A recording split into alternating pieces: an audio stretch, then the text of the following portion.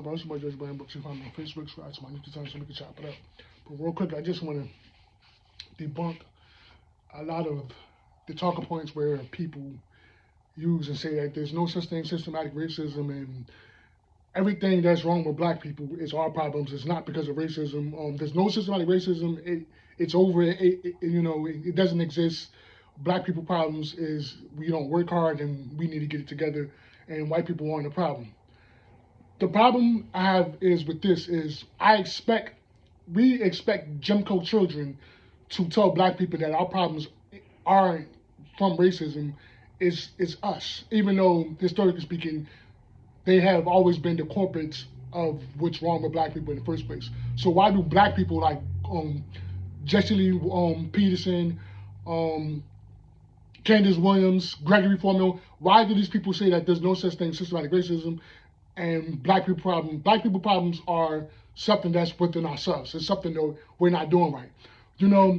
The thing is, I can easily end everything Candice Owens say, even Gregory foreman, I can end everything they say like this.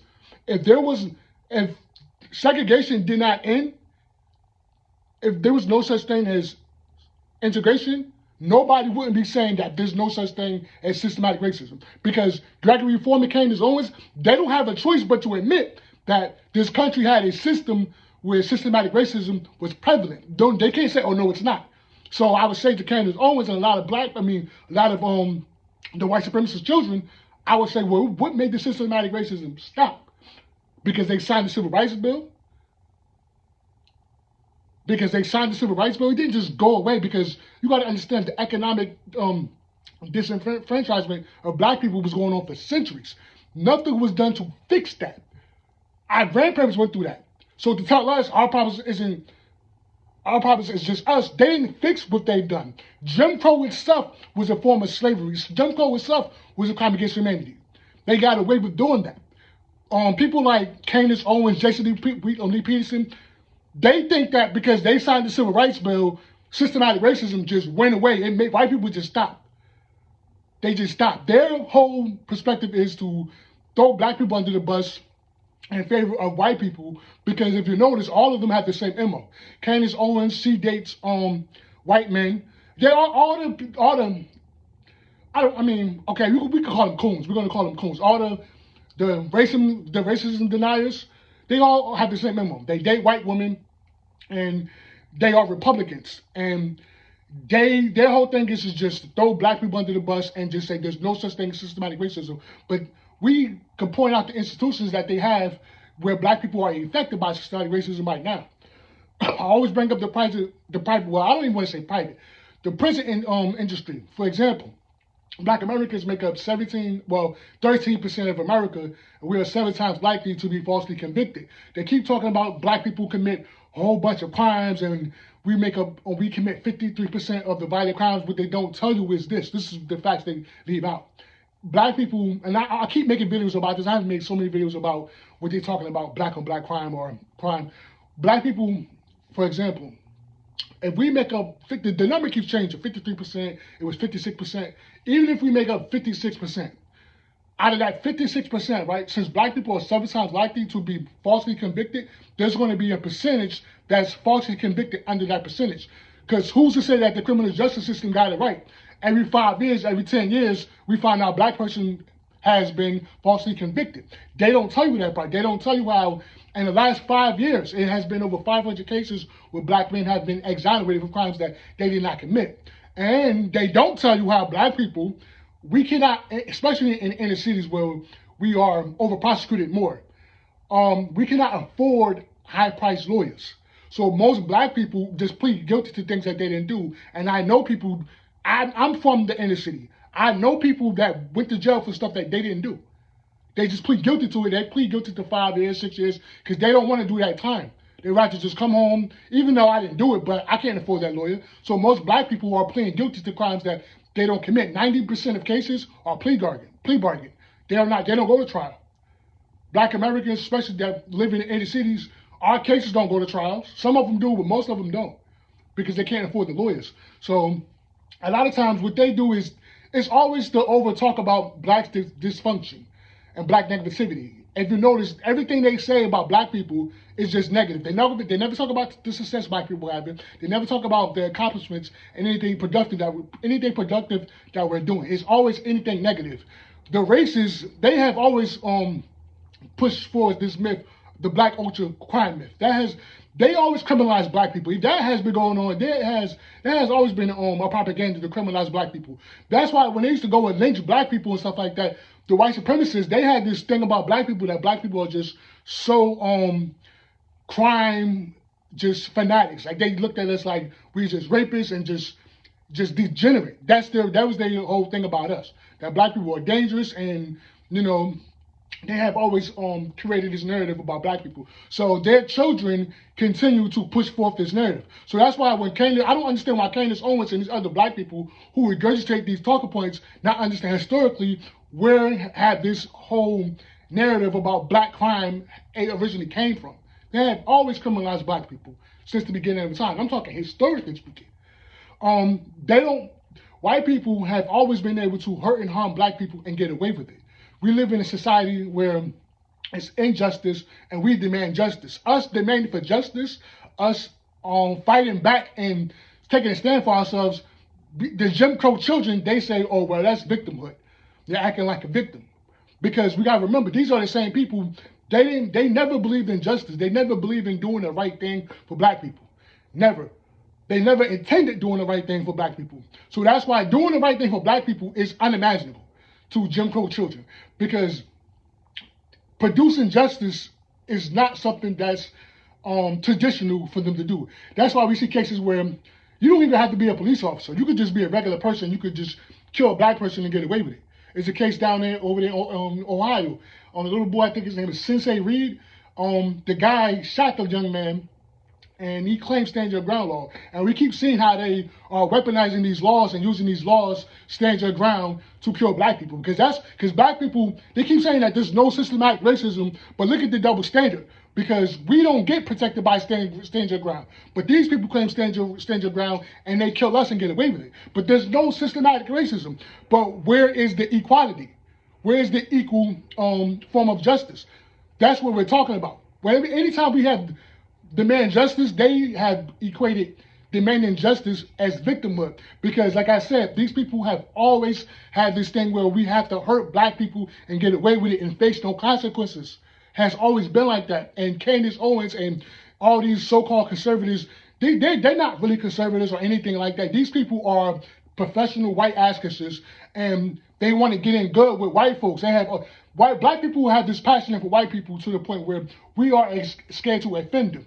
So we regurgitate their talking points. They gaslight us and they shame us into demanding some type of justice.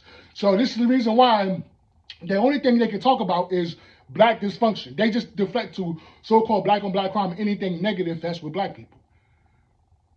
Anything negative, they embrace. And they have projected this onto us. So that's why people always talking about black crime. Crime is crime. There's criminal syndicates among every race. They have criminal syndicates. They have criminal syndicates among white people, Hispanic people, Asians. Every group has its crime, but black people, when you come to black people, it's over talked about and over exaggerated, because they talk about Chicago and all these other places. But the thing is, how we black people, let me tell you something, Gregory, foreman, and all these people that come across this video, how are they blaming us for Chicago? The people that's in position of power, people in these neighborhoods, they pay taxes. Why aren't they creating more equal opportunities for these people? There's a direct link between crime and poverty. How can they give $51 million to immigrants, but don't give $51 to people in Chicago? They shut down schools and all kinds of things in Chicago, and they turn around and look at the people, what's wrong with Chicago? The murder rate and all this stuff like that, Chicago has always been a city that has filled with crime. It has always been like that. The lack of opportunities in a lot of these inner cities, people that's in position of power have neglected people in these inner city areas. They just don't fund the hood. They shut down schools, and like I said, and they don't create equal opportunities for anybody. They think that these people are just degenerating and is killing each other just because. That's systematically by design. Because if you shut down schools, you don't create economic opportunities for people. By default, you're going to have crime. It's always like that. You see what I'm saying? So they're giving funding. Chicago and all these other places is like this because look, they got money for immigrants and stuff like that. They don't fund the hood. Gregory Foreman. People keep saying it's black people, but black people have a problem with, we never had a chance of generational wealth. Generational wealth has always been something we have been economically crippled of. Because you got to think about it. Our grandparents, they was denied certain opportunities. They was denied certain things.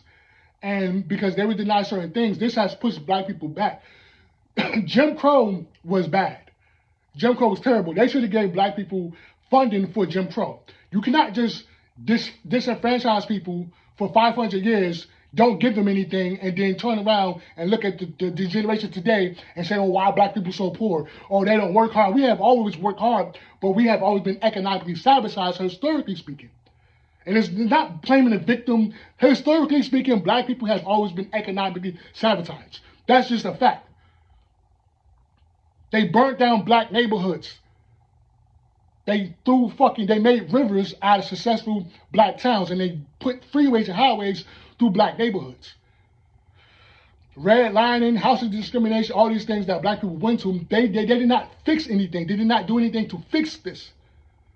And you fast forward to 2023, here we are now. And then people like Gregory Foreman and, oh, well, black people problems, our problems aren't, I criticize the stuff that we do too as well, you know. I call out a lot of this shit that we do as well. But the thing is, it's too much over talk about black negativity. It's just too much. They never talk about the success black people are having. Anything they have something to say about black people is just something negative. Not every black person is degenerate. Not every black person is a criminal. Not every black person, you know, they try to make it seem like crime and things of that nature is the representation of black people. But I say to people all the time, look, I'm not responsible for the behavior of other black people. I'm just not. How other black people act it doesn't fall on me. That does not represent me as a black person.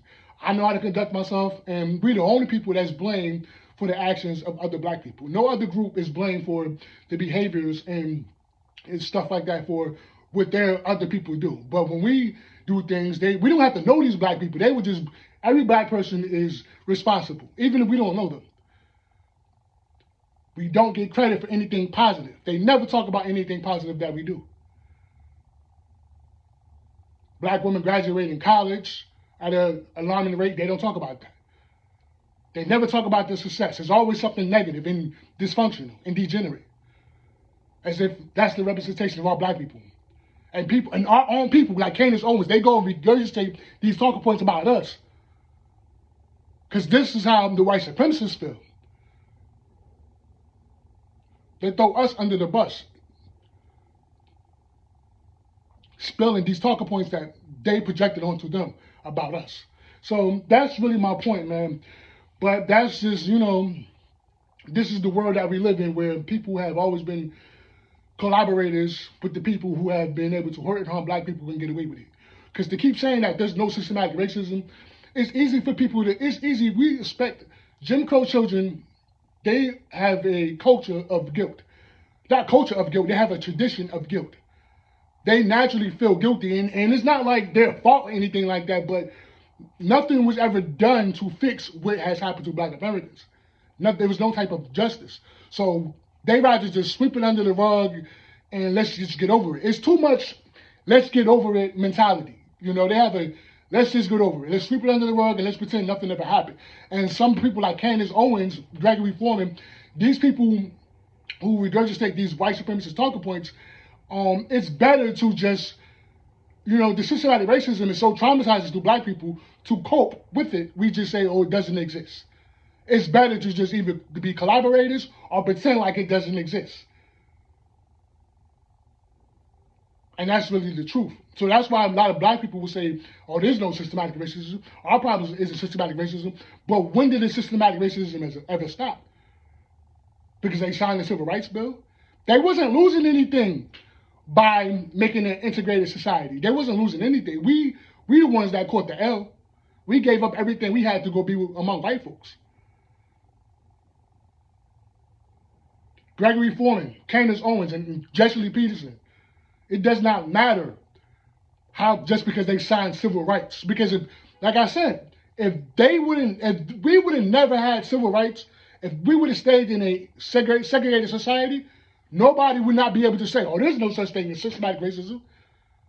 You have no choice but to admit that there's such thing as systematic racism. But we fought and made equal opportunities for ourselves. We made this country what it is.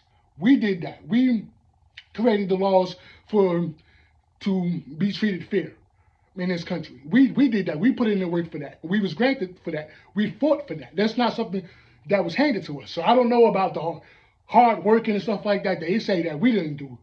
We had no choice but to work hard. So from the 60s, I guess, because Gregory Foreman, so from the 70s, right, from the 80s into the 90s in 2023, the systematic racism was eradicated because of what? Why was it eradicated? Because they signed the Civil Rights Bill? Man, they made 3 strike laws. They started building prisons, locking niggas up for the most ridiculous things. Oh, there's no systematic racism, but like our fathers, our uncles, and stuff like that, our brothers, people we know, have went to prison under the 3 strike laws. The so-called crack era, or black people shouldn't be selling drugs. So, but the thing is, they put the drugs in the community. They put it there, and of course, people who live in poverty are going to resort more to crime to sustain themselves. And people keep saying that's a conspiracy. Why? How is it a conspiracy theory? We talk about the same country where they have done experiments on black folks, and so it's far-fetched for them to put drugs and stuff like that in our neighborhoods. It's far-fetched. We've seen the things they have done historically speaking. So I'm gonna land my plane like that. There's no really such thing as people having so much conservative views and stuff like that. A lot of people like Candice Owens, like I said, some black people are just, they just want to, they are scared to offend white people. White people have something there for them that they either want, that it could be a certain position. It's something about them. We have this sense of passion for them. We're scared to offend them. So we regurgitate their talking points and throw, and well, not me, but them. But they throw that on under the bus in favor of white people and don't hold them accountable for their injustice towards black people. And they rather, like I said, it's too much sweep it under the rug mentality. With them, it's just sweep it under the rug because, like I said, it was never no justice to fix what happened. It was never no type of equal justice. And we are people who naturally demand justice, but they have equated us naturally wanting justice for what has happened to us.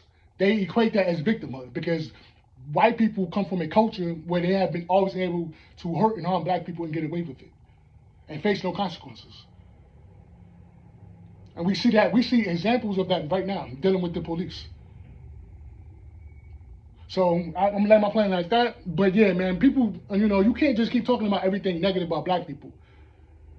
Negativity can't be the representation of all black folks. So if you're gonna talk about black people being negative, you gotta talk about the good things too, which is something they never do. Never do. White people fight, white people kill, Spanish people kill, fight, still, they are degenerate just like anybody else, but when it comes to us, it's over talked about and it's over exaggerated. It's something special about us. We're just special people. We're something about us. We're just magically just special. That they have made anything that's have to do with criminality, they have made it exclusive to black Americans, which is ridiculous. But that's how the racists feel. So it's bad when a black person like Gregory Foreman, they start regurgitating these talking points. And I know Gregory Foreman has a white girlfriend because they all have the same MO. They are scared to offend white people. They just are scared to offend them. And that's really the truth. But it is what it is, man. To say that there's no such thing as systematic racism makes you a collaborator. And that's my point, and I'm out.